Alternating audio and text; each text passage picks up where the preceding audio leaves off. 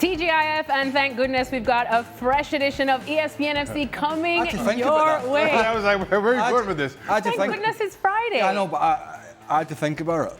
You had to think about it. It's kind of where I am at the moment. It's Friday. It is Friday. It is Friday. It is Friday. I'm not used to that. You're not used to Friday? Oh, well, you know that. Abbreviations. Having to think. He's not used to thinking. The little guy the little guy that normally hosts. He's not the used show. to thinking. Oh, Craig. Oh, anyways, we're back in studio. Alexis Nunes, Shaka Hislop, Craig Burley as well. Julian Laurence is joining us as well from Switzerland. But can I just say, it is a great Friday to be Manchester United. Is it? It is indeed, because the Red Devils have got their man. Bryan Mbeumo is heading to Old Trafford after agreeing a deal worth over $95 million US. Now, word is he could undergo a medical before Manchester United fly to the US on Tuesday ahead of their pre-season tour. All right, Craig, let's come to you first since you're excited this Friday. I mean, apparently they're dancing in the streets. Made us Friday. Craig could not wait to talk about this and how Brentford players and Wolves players will be saving Manchester United next season. Well, Craig, apparently there's a party. Do you like this deal? There's a party in Sir Bobby Charlton Way as we speak, such as the heady heights that United are fishing in these days. They're bringing players in. They're having to pill for the Brentfords and the Wolves, for Cunha and Mbeumo.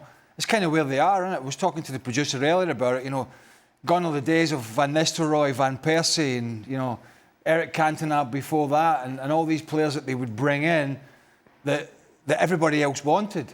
That being said, the two players they have brought in Cunha from Wolves, he's a good player, but he was let go by Atletico Madrid. He can be inconsistent, but he's a good player. He's better than what they have, and so is Bryan Mbeumo. Now, he had a good partnership with Wissa up front at times at Brentford, but it has been crystal clear that they have struggled in the forward line. However, my issue is, and it's not, I suppose it's building blocks. My issue is what are United trying to achieve? Because the players that they're looking to sign are not, maybe they'll say, well, this is part of a process, part of a stepping stone to the next stage. But when you look at the type of players that the other big clubs, the teams that United should be gauging themselves again. I know they've had their struggles. I know last year was a disaster in the league performances. But they're gauging themselves not against, Tottenham and not against Wolverhampton and not against some of these other clubs like West Ham. They're gauging themselves against Liverpool, Arsenal, Chelsea, City, probably Aston Villa at the moment, Newcastle. And you have to ask the question, the players that they're going for, are they going to take them even close to that level? And I think the answer for me is it'll improve them, but it's a clear no in terms of getting anywhere near to the bigger boys. To that point, they should be gauging themselves against Liverpool and Manchester City and Arsenal. I personally don't think Manchester United are anymore. And while Manchester as a club may say differently, Manchester United fans may feel differently, we are still talking about a team that finished 14th in the league last season, I think I'm right in saying, and are buying players in that department, while spending a bit more than most clubs who finished 14th in the Premier League would. This is, to Craig's point, Cunha and Mbeumo are improvements on what they have, but are not the players that I think that pushes them in competing or having conversations with the Arsenals and the Liverpools. But it hopefully takes them above the Spurs and the West Hams and everybody else, the Brightons, and maybe they are having those conversations with those bigger clubs in a couple of years. But I still think, regardless, Manchester United are 2 or 3 seasons away from being back and even having considerations around top 4. All right, Jules, let's go to you now as well, because there's been some chit-chat about the price, £71 million. We know that negotiations have been drawn out for weeks now, but how much more did United have to overpay in this? I mean, I don't know if they've overpaid for Bryan Mbeumo, but that was the price that Brentford set from the beginning. I mean, Mbeumo cleared his locker at the training ground a month ago almost. He was never going to go back. I just don't know why it took so long to United to get this deal sorted when they knew this was the price. If they wanted him, they had to pay that. It's 65 million plus 6 in bonuses. And they kept offering 60 and then 62 and then 65, but less bonuses. And I'm like, just give the money. If that's who you want, just pay that money, because Brentford and Matthew Benham, their owner, friends of the show, obviously, who watches our show, they was never going to budge anyway. So they wanted him for preseason. He would go with them on preseason. So I guess maybe they didn't see any urgency before that. As long as he was there to go to the US, that was fine. It's a lot of money, of course. It's a lot of money for a player that has only played in the French second division, and for Brentford, both in the Championship and in the Premier League, obviously. But he's also a player that was one of the stars of the Premier League last season, both for goals and assists. Outstanding performances, outstanding for him last season in the Premier League. And that's why you pay that. And you also pay always a little bit more when it's an English club to an English club transfer. We know that. And just interestingly enough, Jules, I don't know if you know this off the top of your head, is this kind of deal along with Cunha something that's been agreed with Ruben Amorim, or is this United going out and recruiting players and telling the manager, this is who you have to work with?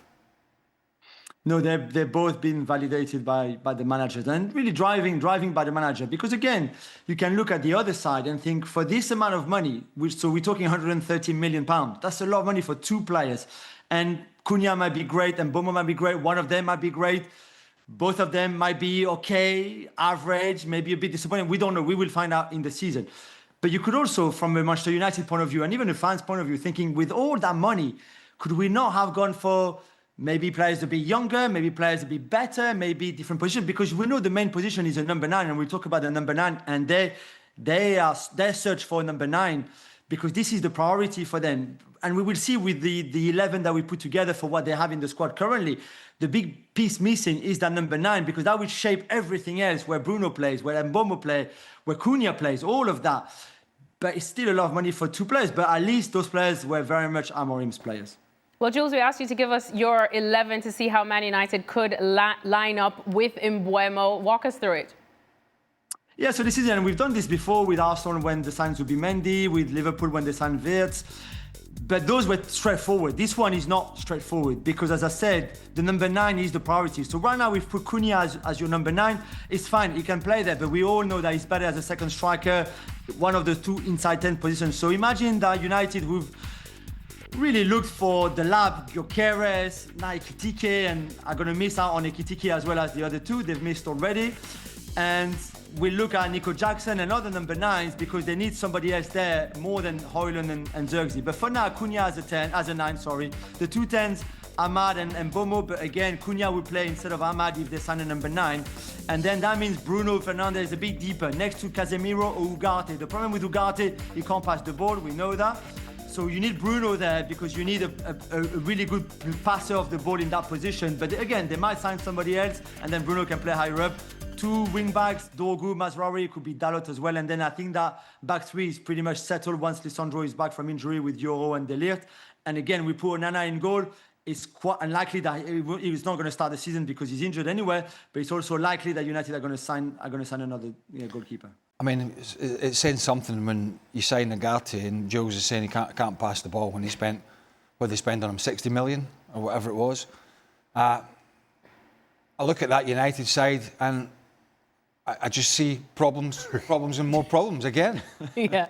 The middle of the park. You know, Bruno Fernandes is a good footballer, but he's not a central midfielder. And Casemiro had a little resurgence last year in terms of his form and his fitness and all that. But we know Mother Nature is catching up with him, and the likelihood is he's going to struggle to get around this season. And that's before you even get to the back 3 and the goalkeeper. Yeah. So you can spend, 130, 140 million now. You may have to go out and spend another, if they have it, another 70 or 80 on a striker if they can find one. And yet we could still sit here and look at that side and go, problems. Problems in the middle of the park, still. Problems at the back, still. And arguably the problem still in goal. So, yeah, there's nothing there about this United summer that says to me things are going to turn around in a dramatic kind of way. I just look at it and think we're going to be sitting here next year or next season, week in, week out, probably having some of the same discussions that we had for much of last season. And that's That's frustrating. It's the most unconvincing Manchester United I think we've discussed in a pre-season. Now, Manchester United has under-delivered and disappointed season in and season out over the last few years. But somehow every pre-season there's a way to kind of spin things, and at least Manchester United fans have hope. But looking at that starting 11, again, it's unconvincing. Lisandro Martinez, who you could argue is probably their best defender, always injured, or injured far too often. De Ligt, far too inconsistent in my opinion. Leniero is young and still learning his trade. We've discussed Onana, whether he's the starting goalkeeper, as Jules said, come August or not. We'll see who fills that void if not. Casemiro, incredible footballer, but his sell-by date is now gone, and sadly so. And then, for all our criticism, for all the money that's spent and all our criticism around Manchester United's front three, Jules is suggesting that Nico Jackson is the solution to that. Now, if Nico Jackson is the solution to your front three issues, it speaks to how deep those issues actually are. So, again, sitting in a pre-season, looking at the Manchester United starting 11, it's really difficult to spin in seeing this team as being at all competitive. Looking at that team, where do you see it finishing next season? Somewhere around it finished this season. I'll be honest with you. If that team finishes higher than 10th, I'll be surprised. 7th or 8th at best, I think, because you look at the others. You look at the real big boys, and they're all improving, so they will be up there, including Villa and Newcastle.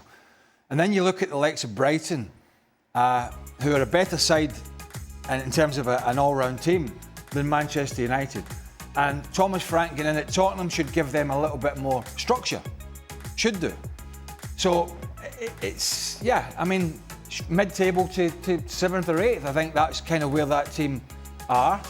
And is that what United are aiming for? The big question is, is this because it's such a mess behind the scenes? Because Ineos to me are taking a lot of convincing that they actually know what they're doing. Apart from giving the Glazers a barrel load of money to take the heat off them a little bit in terms of the football operations, I really don't see what else. They've put a few people in place. Barada and Brailsford was there, and Jason Wilcox, and Dan Ashworth. That was a shambles. But I think they realised they made a mistake. I think that's my reading of it. But who are they competing with? This was a team that has always competed. When it had rough spells, it came back. And it came back stronger. And it bought the best players. It chased the best players. It paid the best players. And it coaxed them to come to the club. They are not doing that now. They're bringing in... These players are good players. But they've already wasted millions on players that are not good enough. And I know we'll get to the fact that there's people training at 5 p.m, people on huge money. So I just don't see what the end game is here for United, for Ineos, for Ruben Amorim, in terms of what they're trying to achieve. Because, 6 months, 12 months ago, the message was, well, we're trying to sign younger players. Chelsea are doing it. That's the way United want to go, but then there's been mixed messages with some of the other players they're bringing in, so it goes away from the sort of youngster approach. So I really don't know what their end game is or how they're going to go about it, but what I can tell you, they are not going to be a threat to the top 4 or 5, not by a long shot. All right, Jules, Shaka brought up Nicolas Jackson at Chelsea. There was something we were talking about before the show because rumours were suggesting that Manchester United are monitoring him. What's the likelihood of that happening, or what's the story there? Yeah, you're right, Alex. I think monitoring is the right word to put it. They, as I said before, they've looked and tried to sign many number 9s already this summer. Each one of them just going somewhere else or not wanting to go to Manchester United. The latest one, and I guess unless Ekitike signs for Liverpool or another club, United are still in it because he would still be on the market, but he prefers to go to Liverpool than to go to Manchester United. And again, I'm not sure if Manchester United can pay right now 80 or 90 million euros for a player like him, but that's another story. So they have to look somewhere else for number 9, and they know Nico Jackson is obviously on the market. He's not going to stay at Chelsea, really. There's no room for him there with, João Pedro and the Lab signing for the club. And okay, those stats are not too bad, to be fair, in a team that for a long time was just finding his feet. He's not the best number 9 in the world, for sure. I think he's got qualities to do well for United, though. Certainly something that they need in the way Amorim plays. He needs to run the channel. They need somebody aggressive like him. I'm not saying that he's the solution or the answer, but he's certainly better suited and fitted to what Amorim wants to do in that system with the 2 inside 10s and the number 9 in front of them. It would cost you around £40 million, maybe slightly a bit more. But what's for sure, guys, is that there's no room for Haaland anymore and for Zirkzee. So unless you put Cunha there, which is okay, but again, not his best position, you need another number 9. Chidobe Martin is a great talent, but still too young, and he will be in the first team squad. But really, as a number 3, shows behind Cunha and whoever they sign as a number 9. I'm just saying that they're seeing Nico Jackson as a potential interesting signing. But you want somebody to run the channels. Rasmus Højlund would do that. I mean, one of his qualities as a youngster, very raw, is he'll run the channels, he'll fight with defenders, he'll work hard. If that's the criteria, then His confidence has taken a hell of a knock. no, look, I don't think Rasmus Højlund is good enough for Manchester United. I think he's a youngster, he's raw, and I think he's good enough for Man United, to be honest, at the moment, because they're not very good. But he's not good enough to take them to a level that they really should be aspiring to. But if the criteria is for Ruben Amorim wants somebody to run and jump and fight, then that's actually what Rasmus Højlund was pretty good at. I think he needs somebody who's just an all-round better player. Now, you could argue Nico Jackson is a bit more rounded with more experience than Rasmus Højlund. But if that's where United are going now because there's nobody else and throwing bad money after bad money, what's the point in that? What's the point in going, right, we need a striker and we can't get him and he's going to Newcastle, he's going to Liverpool, I tell you what, we'll bring this guy in. Here's another 40 million. It's throwing bad money after bad money at players that really are not good enough. I mean, Nicolas Jackson's not good enough to take Manchester United to the next level. If I was a season ticket holder, I'd be setting it on fire. I mean, seriously. I mean, absolutely. With all respect in the world to these players, this is Manchester United Football Club should be aiming to be amongst the elite in Europe. And where they're fishing at the moment and where they are throwing money at, it just seems to me that it's gone from one bad to another. You know, we look at Anthony, and then there's a list of players that they've paid millions for that are just head scratchers. And this kind of deal for me would add to that. And that's just bonkers in terms of recruitment, in my opinion.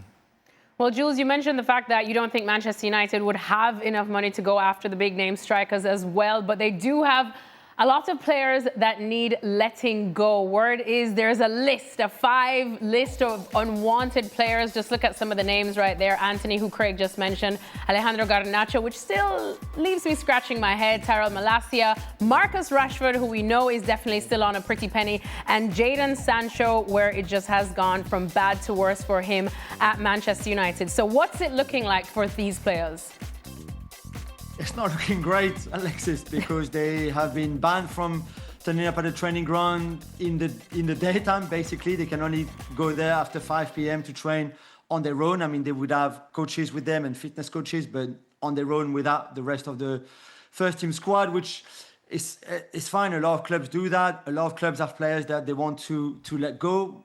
I understand that. It's just not a good look when you get to the point that you so badly want those players out that you're actually banning them technically from your training ground while people are there. This is what it means. And I don't think it's a good look for a club like that. I don't think it's a good look for Ruben Amorim either. It means that your relationship with those players has been so bad that you can't even bear having them in your first team squad. Don't tell me that those 5 can't do rondos and a few drills at training or run because you are in pre-season and you do a lot of running with the ball and without the ball.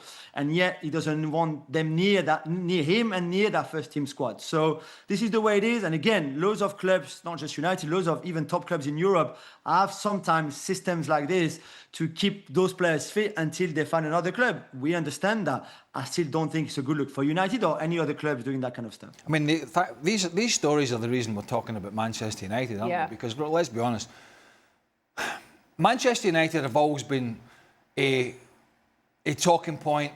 They've always been a big club in cup competitions, in particular for networks, for viewers. They've got a big draw.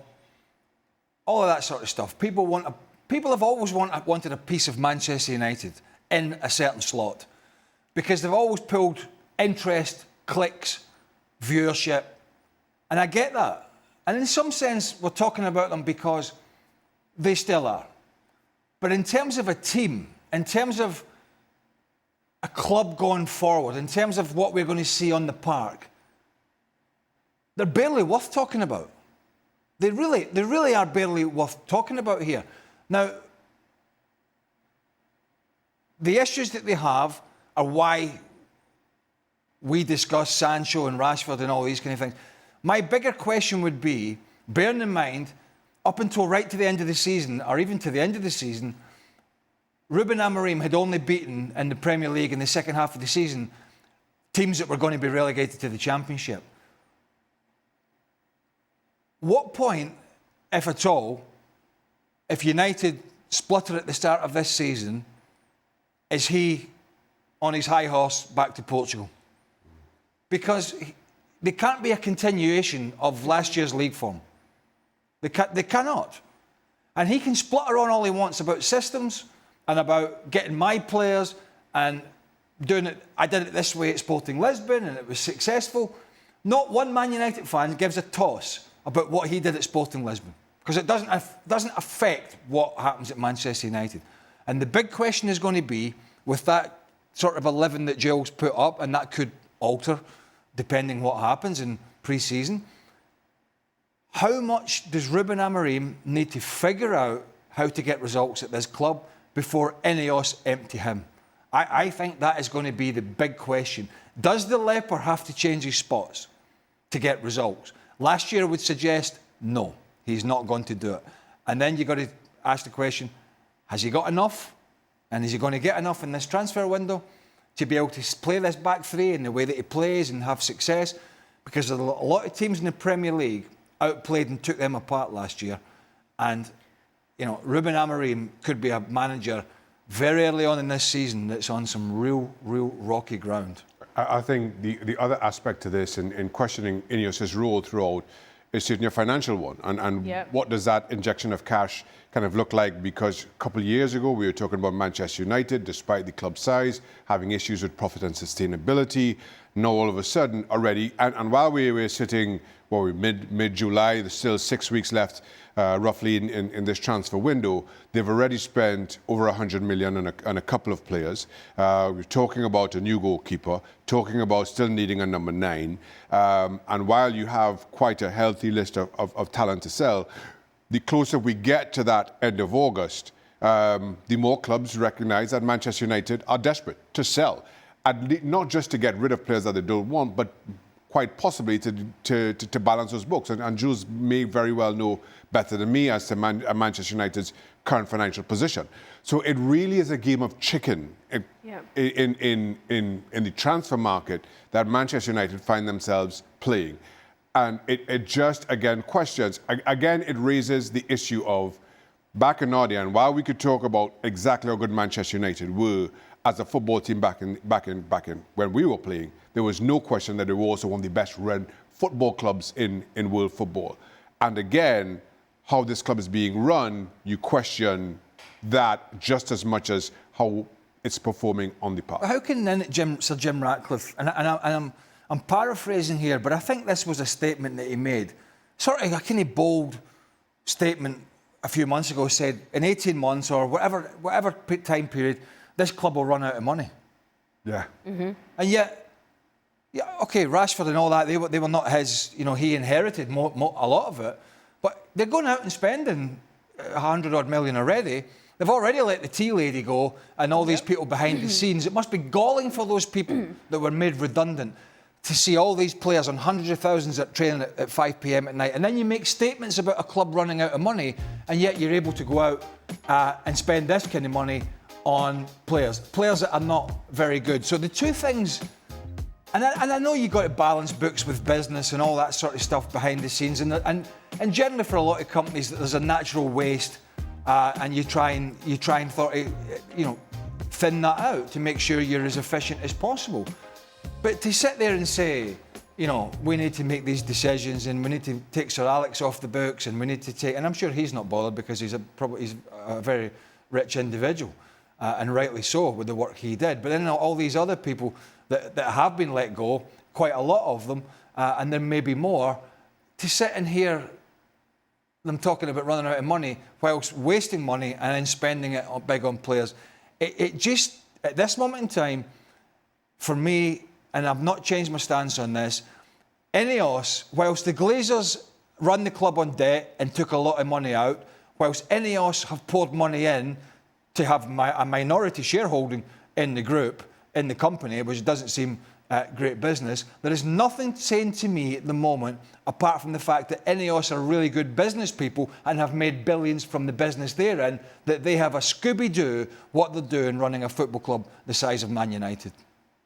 Well, I tell you what, I started out the show by saying it's a good day to be Manchester United, but let me tell you, reality came crashing down on me just now. So it may be a good day to be an Arsenal supporter. Noni Madueke has joined the Gunners. Are you excited for that signing, Jules? I think you have to be positive. I think it's a good signing. We can debate the price, of course, and the fee, and it's a lot of money for somebody who was a starter for Chelsea, obviously, but didn't maybe have the numbers that would back up the transfer fee. I get that. But there's a time when you build a squad at a top club where you spend that money on players who would strengthen your squad. I don't know if Madueke is going to be a starter. If he plays on the right-hand side, he's going to be Bukayo Saka's backup. We know that. If he plays on the left-hand side, not his favourite position, he can do a good job there. But this is how you build a squad to be competitive in all competitions. If you're Arsenal, look at other teams like City and Liverpool. They are expensive squads. All the players have cost a lot of money. If you want to upgrade a position, it costs you at least £50 million. This is the way it goes. So I think he's a good addition to the squad. He's going to bring different options, versatility, character. He's a young player, England international. There's great potential there and talent there. So I think it's good for Arsenal to have a player like that on their books in that squad, because I think he's going to also push someone like Bukayo Saka, for example, to always want to be better, because he will have a player, unlike last season where there was no real backup, at least he will be someone who's there who can play instead of him if he's not performing. It's all about squads, isn't it? You're not going to win the league if you don't have the squad. Liverpool had the squad last year. City. The first 11 was great. City have generally always had it. Chelsea, when they were successful, big squad. I know they've got a big squad now, but they actually went too far at one point. And I think for Arsenal, this is about polishing this young man. This is a young guy who, I think, if he gets the right people behind him, can make a difference for Arsenal. He's not, as Joe said, not on a weekly basis. Maybe unfortunately for him, maybe I'm wrong. But the one thing I think about with Noni Madueke is whenever you watched him play for Chelsea, particularly when he was full of confidence, whenever he gets the ball into his feet in a wider area on that right-hand side, his first thought is to get at the fullback. It's almost like a throwback to an old-fashioned winger. And he backs fullbacks off. And by that I mean that some of them they're scared to get too tight to him because his first thought is just to get at you. And you don't see that very often these days. You see a lot of wide players, they call it inverting, we call it tucking in, and you see a lot of them playing on one side because their stronger foot is the other and they like to come inside. He can do a bit of that. But what I really like about him is when he gets one-on-one and he drives at defenders, because he's got good pace, he's got good balance, he's got good feet, he's a talented young man. And on the face of it, you just don't get good quality youngsters now for 10 or 15 million. There's maybe a few around, but there's not many. So you have to pay a little bit over the odds to get players in that are going to beef up your squad. And if somebody does get an injury, like Saka had last year, for 3 months plus, they had nobody really that was able to come in. Young Wanyeri did a decent job. Trossard does a decent job. Raheem Sterling was a bust. So if that happens and Arsenal want to stay in the title race, they need people that can come in and almost get to the level of what the ones that have been injured. So on the face of it, I think it's good business. I agree in that when I thought Liverpool's title challenge in earnest dropped off with the Bukayo Saka injury. You see how Arsenal, sorry. You see how much that impacted us as a football club. So for that reason only, to keep Liverpool at the very least in touch, when they're chasing, they needed backup on that side. I thought it was a good side, a talented footballer. All right, well, positive news for Xhaka, because this probably means that he doesn't have to worry about Alexander Isak leaving Newcastle for Liverpool, because it seems like the Reds are focusing on this man, Hugo Ekitike. I did a better job than Dan saying his name on this one. I only spent all night saying Ekitike. And the pronunciation stakes. Oh, yeah. That's a low bar. That's a low bar. You're better than Dan Thomas at pronunciation. Wow, look at positive Craig. I don't know how to act. Oh, my days. No, I was actually putting you down a little bit. Oh, a little bit. It wasn't that good. He can't say it. He can't say it, but Çalhanoğlu is another one. He butchers it. He butchers it. Well, anyway. If we're talking about Frenchmen, Jules, we have to come to you for this one. Do you like this move for the Frenchman? I love Hugo Ekitike. I think he's a wonderful player, still very young, can do everything on the pitch. So I do like him a lot. Is he ready for Liverpool? Is he ready for the Premier League? That's a different story, really, and debate, because remember, he went to PSG from Reims and he was not ready for that. He was not ready for that level, for how disciplined you have to be, the kind of how demanding everything is when you join a top club like that. And he was much younger, obviously. I think he learned a lot from what went wrong in Paris, and we see some of the stats. He didn't play a lot, didn't do well when he played. He felt that pressure. It was hard for him to come on and play 10, 15 minutes and perform well. But in Frankfurt and in the Bundesliga, where things are different than in Liga or in the Premier League, that was a league for him. Loads of space, defenders who don't really defend that well. So that was perfect for him. He will have to step up again if he goes to Liverpool in a team that is performing very well, but in a team that is Mo Salah's team and plays for Mo Salah on Mo Salah's qualities. So it will be different. And now there's Wirtz as well. And this team will be Wirtz and Salah's team before being Ekitike's team. So there's a lot of things that he will need to learn and adapt to. But yes, he's a wonderful signing, but he's a very expensive signing too. Yeah, but I mean, when you go into a club, the pressure of Liverpool, which Darwin Núñez has not been able to come through after a standout season before signing for Liverpool at Benfica, he's proven that he's raw and he's not been able to handle it. And so they're looking for somebody that does a little bit of everything, as Jules said, plus scores the goals. And even though there'll be a big pressure to step up, I think it is somewhat going to be a little easier for him if he signs. When you look at the players that are going to be playing around them. You know, we talked about Man United a lot at the start of the show and how frustrating their signing policy continues to be. And I think sometimes if you're a player like Ekitike and you step into a Man United squad, as some has, players have found it even more difficult because they're not playing well as a team. So you're not getting the service, you're not getting in there and being confident. If you go to Liverpool, barring a disaster, you know, you're going to have Florian Wirtz poking those balls through for you. You're going to have Mo Salah playing those beautiful balls in behind. You're going to have all the good things that Liverpool have to offer at the moment as the best team in England, as they were by quite some stretch last year. So there are the pressures of going in there. Of course there are in this step up. But it helps when you're going in to play in a settled side and a side that has a lot of quality around you, which Liverpool have. He makes the right runs. He makes the right decisions, then he gets in on the end of stuff. Because Liverpool have arguably the best players in the Premier League from middle to front at poking those little passes through. So if this move does happen, it's down to him. As I said, Darwin Núñez has not been able to handle the pressure of being consistent, and they're looking for somebody that's going to come in and do that. And I think he's got every chance. And you're coming into a team that's won the Premier League without that with Darwin Núñez as kind of your recognised number 9, I think Hugo Ekitike is a far better talent than Darwin Núñez. And while he's young, and to Jules' point about PSG, surely he's matured since then. And I thought the second half of last season, he quite clearly showed that. Once Marmoush moved away, I thought Ekitike very good with Marmoush and equally so without him. And I thought that kind of showed his maturity. And to Craig's point, you're coming into a side that's balanced, that's settled, that has an identity, that has a trust, most importantly, in their coach who comes knocking on your door.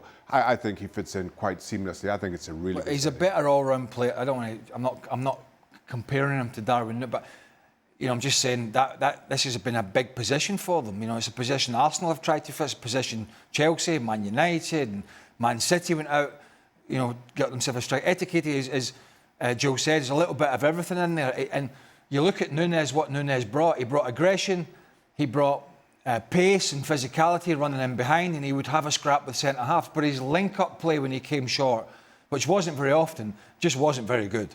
If we're being honest about it, it was raw, it was off the cuff, and most of the time, it was out with the rest of what Liverpool were trying to do. This lad does a little bit of everything, but his link-up play and coming shorter, and his understanding and his touch when defenders are tight to him are a lot better. So on the face of it, they would get an all-round better player. And let's be honest about it, Liverpool haven't signed with their recruitment policy too many bad players that haven't performed in the last few years. Yeah, Jules, well, speaking of former PSG starlets, Xavi Simons, let's talk about him because he's been linked as well with a move to the Premier League, specifically in the London area. What's the story there?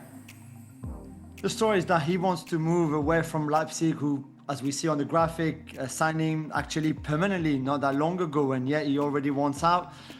The thing is, I think the Xavi Simons camp thought there would be a lot of clubs wanting him this summer, and so far he's been really quiet around Xavi Simons.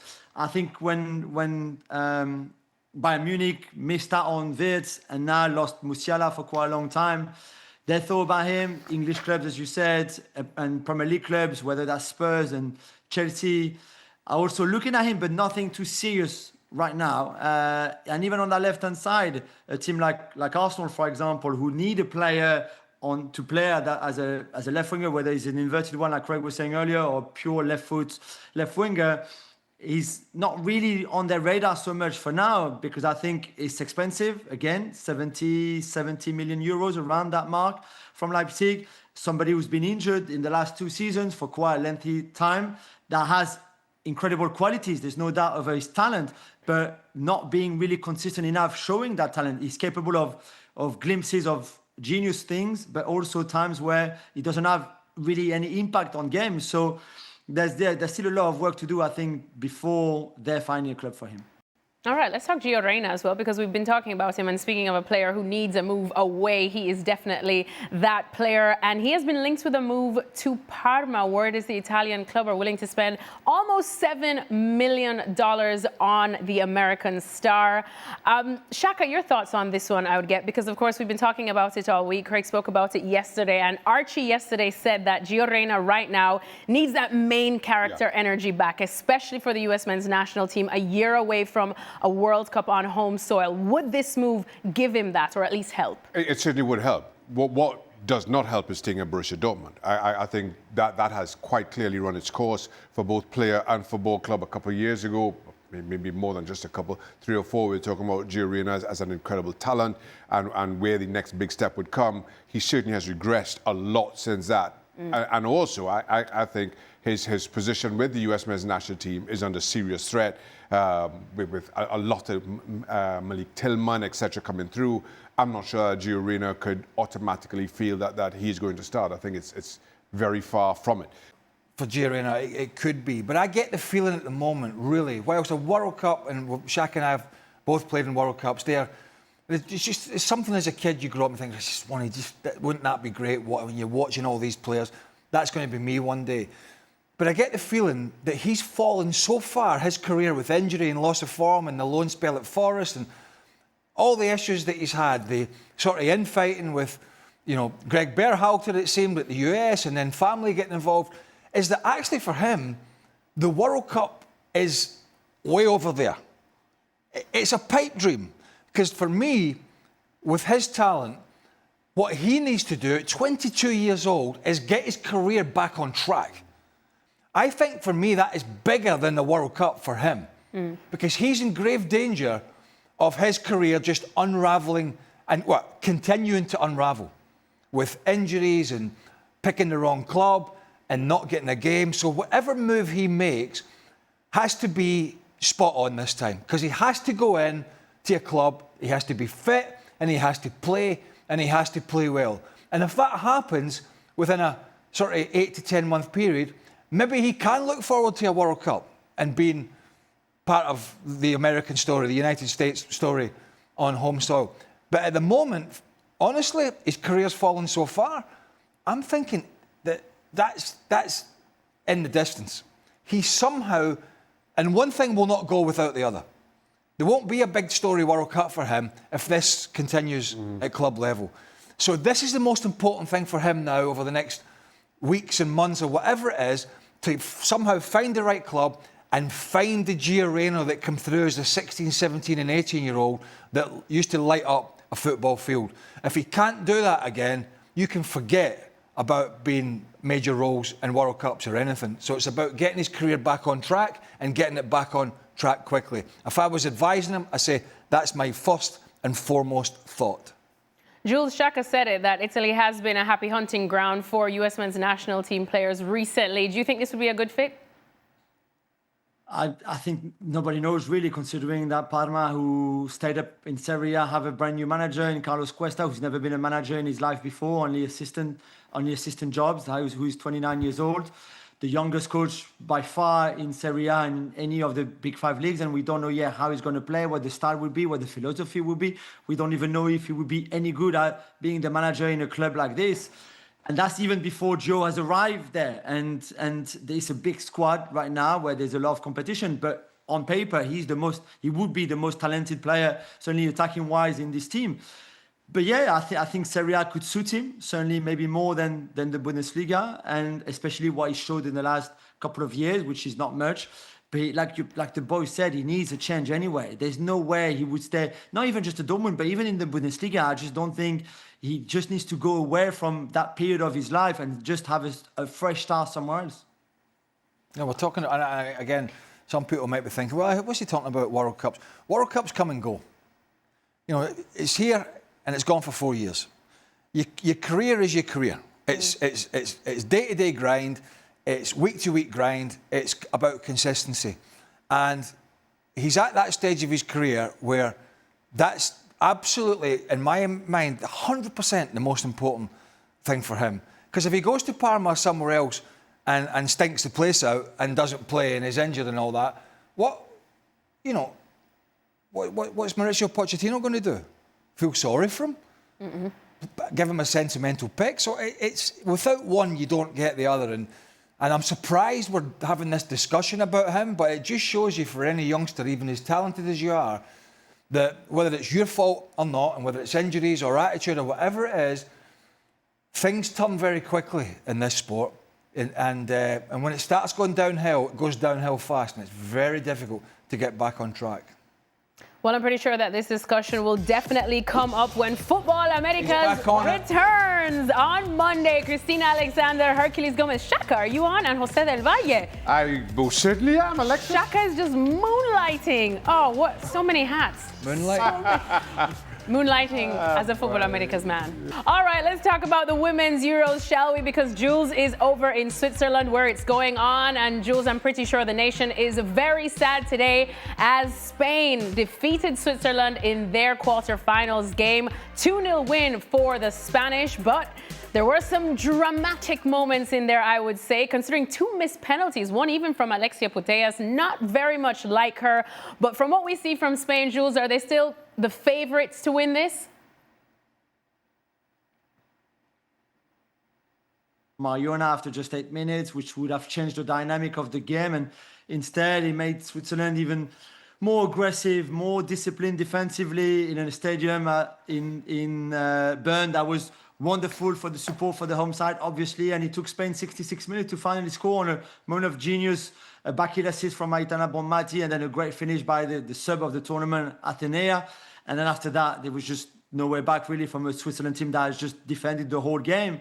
It showed that Spain, even when they may be not on their A game collectively, they still have so much individual quality, like this assist from Aitana, like the goal from Pina, which is a wonderful curler in the top corner for the second one, that they can just unlock defenses in many different ways, whether collectively or individually. So a good one from Spain, even if it took a bit of a long time for them to score that first goal. And for Switzerland, I think they're going to be very proud in the country to see how much fight their team put into this quarterfinal.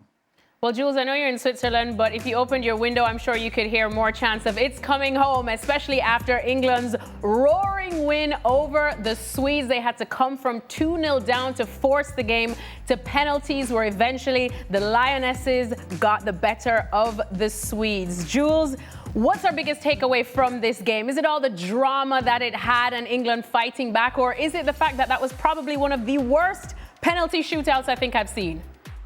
Yeah, I think all of us have never seen something as bad as that. It's not so much you can miss a penalty, but some of the penalties was just so badly taken. It was unbelievable, really. And we see the list here, only 5 scores out of 14, which is really unacceptable and quite disgraceful. But hey, in the end, England, where they were not playing well at all through the whole game, were second best for most of it. Sweden could easily have been 3 or 4-0 up before the game turned really, really late after 78 minutes, 2 goals in 4 minutes from England.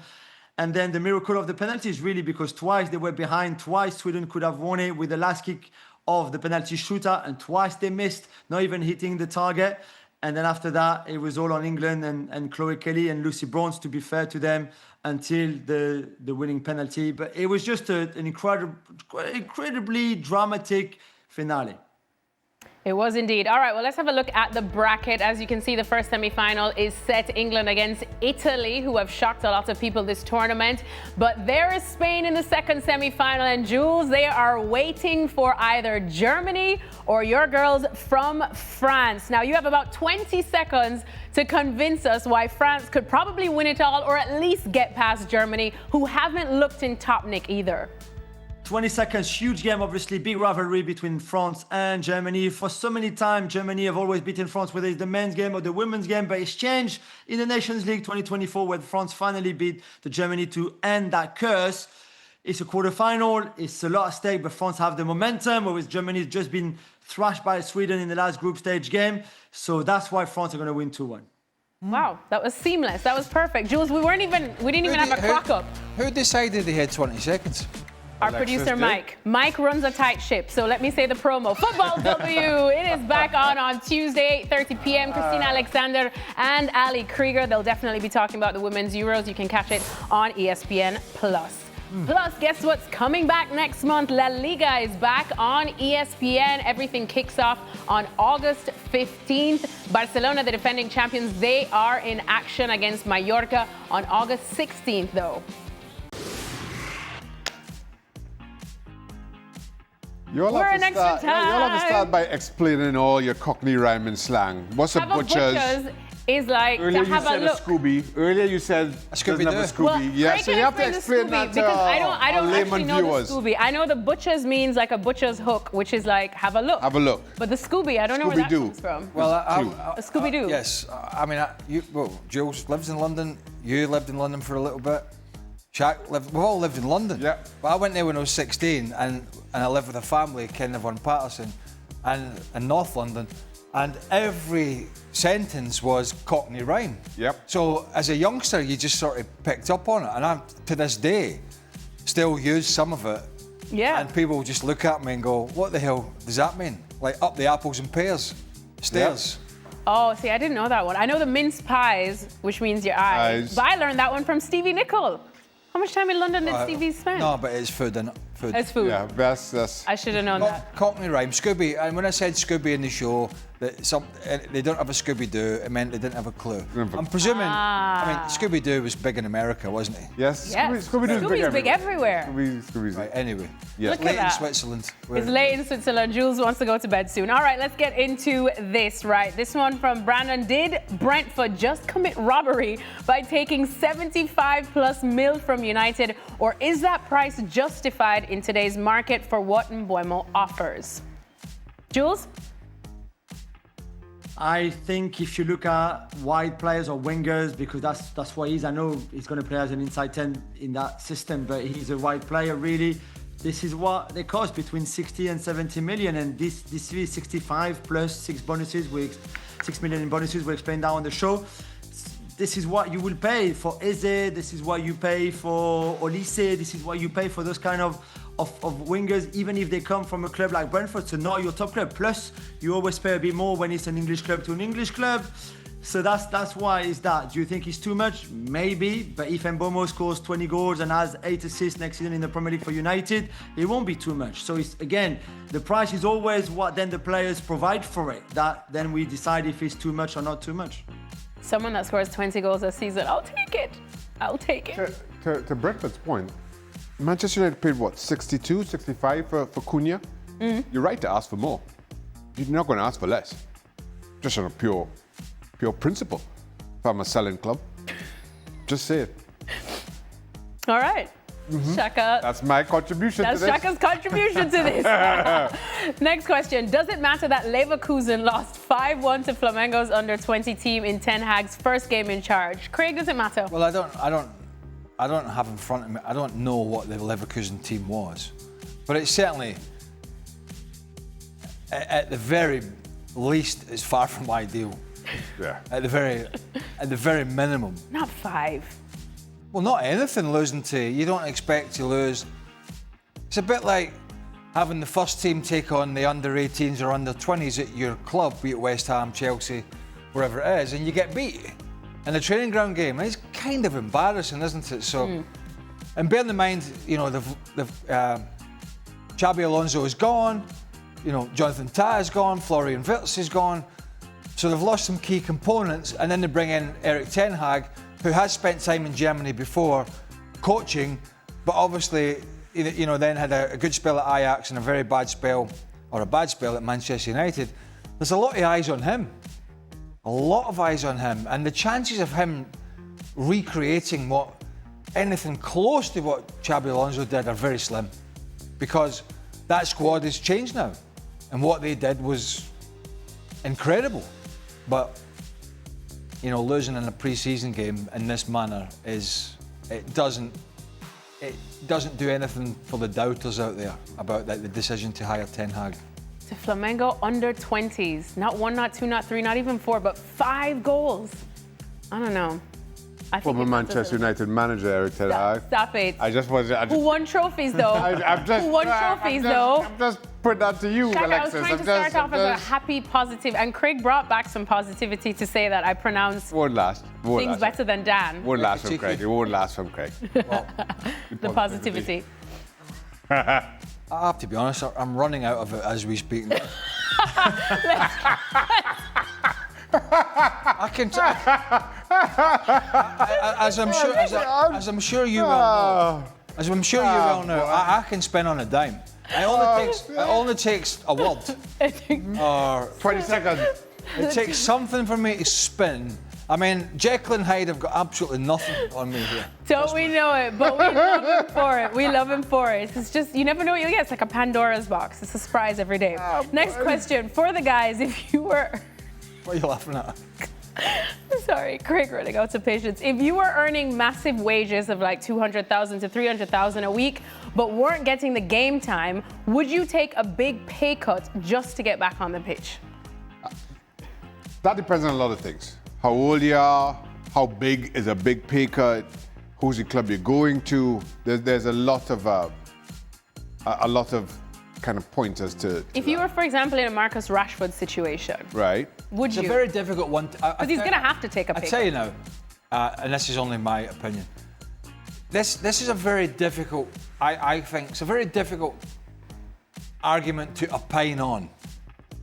And I'll tell you why. Because everybody's different. And Marcus Rashford, love him or hate him, like him or dislike him, he negotiated an excellent contract with Manchester United. So he's under no obligations to take a pay cut. And who are we to say, save your career? Take a 40% cut, take a 30% cut and go play somewhere else. That's fine in reality. But we now get into the grounds of how much money do they need against what kind of career do they want to have. So it's a very difficult. I think it's easy to sit here on the outside and say, take a pay cut and go and play. It's kind of easy to say that. But deep down, he has earned that contract, and United gave him it. So it's a difficult scenario to be in, I think personally. I agree. But let's say, for instance, and just to make the numbers easy, let's say Marcus Rashford is going to be earning $3 million over the next 3 years. His contract is to 2028, I think I'm right in saying, right? So he's got 3 years to run. If, let's, again, for argument's sake, he's going to make $3 million over the next 3 years. If it were me and my agent came and said, all right, Club X is going to pay $3 million over 4 years, that's something I could do. That I'm not losing out financially in that regard. Is adding a year on to what I'm guaranteed, so I'm still guaranteed that money. I could make that move. But if you're saying to me, I'm due $3 million over the next 3 years, go to this club for 4 and you make 1.5, then no, that's not enough. I was taking a pay cut to leave Derby actually in the last year because John Gregory wanted me out, and I'd agreed a deal with Nottingham Forest. Paul Hart was the manager at the time, and I agreed a 3-year deal, and it was a huge drop in wages. But Derby were making some of it up and leaving. But I had negotiated, or I thought I had, the fact that within that 3-year deal, if Forest got promoted to the Premier League, I got a bonus to get a portion of that back. So it was incentivised. And the chief executive at Forest at the time turned it down. He said, no, why would we pay a bonus? And I said, because, I may help you, or maybe I wouldn't, but I may help you get to the Premier League, and you're currently in the playoffs and the Championship, but I don't get, and I couldn't figure this out. Nottingham Forest and Paul Hart wanted to do the deal, but I couldn't figure out why anybody wouldn't go for this deal. If they never got promoted, and they never got whatever it is, 100 million from the Premier League, whatever it is they get, I was getting diddly squat, nothing. Justice for Craig. So I never quite understood why that was an issue, because if there's no success, then there's no financial payout. But I was taking a pay cut to do it, but it was incentivised. And whether that could happen to some of these players, I don't know. It's an incentivised basis. I would imagine when they're on that kind of money, the answer would be probably no. But Marcus Rashford's not going to get the kind of wages he's getting at Man United somewhere else, unless Paris Saint-Germain or somebody comes in, and by the looks of them, they don't need any players. Exactly. Jules, this next question is for you. Which team finishes higher next season, Arsenal or Chelsea? Oh, it's a great question. If it's the Chelsea that we saw in the Club World Cup final against PSG, that good tactically, with their individual players at the top of the game, I think they can really compete well in the Premier League. I still think Arsenal will finish higher than them, but we saw something really interesting there. The problem is, I'm not sure how much we will see that kind of performance again, both tactically, individually, collectively from Chelsea. I'm still not too sure about Maresca, although I think he won a lot of people over with that final and how well he prepared for it. But let's see, at least you've got some momentum going into the season with that Club World Cup. So let's hope the players are not too tired from a Chelsea point of view. They don't get bad injuries come October, November because of the Club World Cup. And then I think they will have a really good season. I still think Arsenal will finish above them. This is a classic case, isn't it? And Frank, we were asked this on the Sunday in New York when we did the show after the Club World Cup. You were there, weren't you? Mm-hmm. And Frank was the same a little bit. When it was difficult, and I was like, I don't really think it is.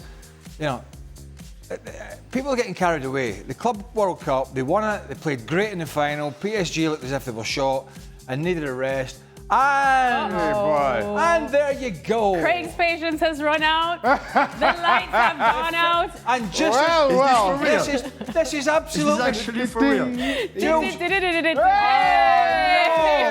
Oh, but we're not late. We're Power not is late, back. guys. Semi-power is back on. This has to be We're the end of the gonna- show. This is a first. Craig this did something. this Hey! absolutely was a first. You're like the Man United of YouTube shows.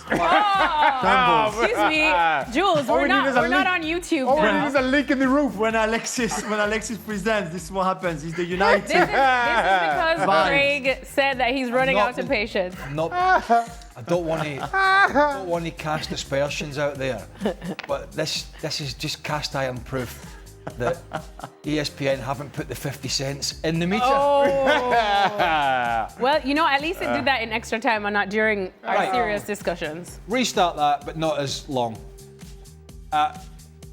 Did a show in New York. We can You wrap think it's now. easy. I'll forget the New York part because Right. the lights are a bit iffy.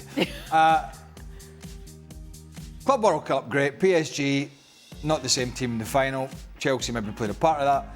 Arsenal have been, by far, the second best team in England and almost the best team over the last couple of years. And have signed some really good players and maybe sign a couple more. So they have, guess what? They have also strengthened quite some. Chelsea, I think, are going to have a better season, but that you cannot gauge it off the Club World Cup. So I think that gap between them and Arsenal is still there because Arsenal will be the team, possibly along with Man City, that are going to be the biggest threat to Liverpool. Maybe Chelsea will be, maybe, but guaranteed Arsenal will be the big threat, and maybe that'll be City as well. So I don't see Chelsea finishing above Arsenal. I think if they finish above Arsenal, they potentially could win the league. All right, well, we've got to get off because the lights are threatening to go off again. And when the lights start to dim, Shaka Hislop has a tendency of falling asleep. What? So we're gonna head on out, but you can join us again I don't need tomorrow dim on lights. ESPN. I do not need He dim really lights for a doesn't. nap. We are on every day of the week Tim on Knight, there's a lot of dim ESPN+. people on this show.